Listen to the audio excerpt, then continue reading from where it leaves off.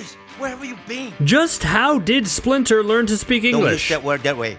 He was a rat splashed with ooze alongside a bunch of baby turtles. I can understand turning into a humanoid creature because of the radioactivity, I mean, that makes perfect sense, but how did he learn the actual language? Cowabunga. At least in the original source material, we knew he was a pet rat of a ninja, so that made more sense. But on that same note, I have a bunch of Splinter questions. Like, how did the Splinter clan get all of its home appliances and tools? I mean, did you see down there in Teenage Mutant Ninja Turtles Mutant Mayhem? They have everything from computers, phones, beds, appliances, and even the internet, which I guess explains how they're so pop culture savvy. But are they paying for internet service? Are they stealing it?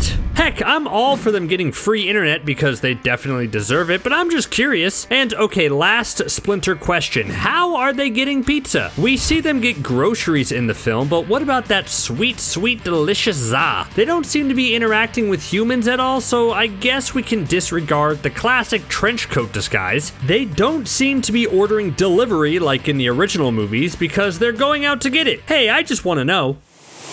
Okay, now that I have all my Splinter questions out of the way, let's get down to some movie questions that are still rattling around my head. Yes, they are unnecessary nitpicks at times, but I think they can kickstart fun conversations. Like, I'm curious, are you more okay with nitpicks and questions if the answer is because it's cooler the other way? Because that happened a few times in this movie, especially near the end. Like, remember that awesome montage of the Turtles and New Yorkers working together in order to get the canister of D-ooze over Superfly's weird blowhole thing? It's a fantastic sequence that's completely rendered unnecessary if you stop to realize that there are a whole bunch of flying mutants on the team. Couldn't they just give the canister to the bat monster to fly over and drop it? Problem solved. Again, I know what we got was cooler, but I'm curious if that affects you at all.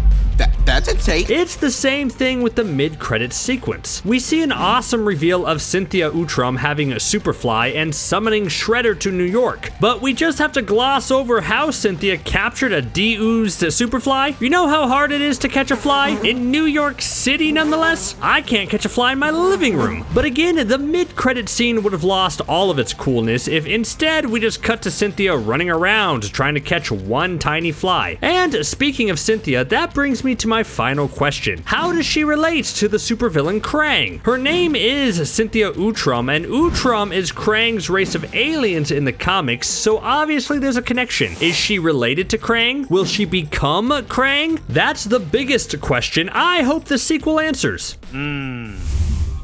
What are some of your biggest plot holes from Mutant Mayhem? Let me know what you think in the comments below. Thanks for watching CBR. See you next time.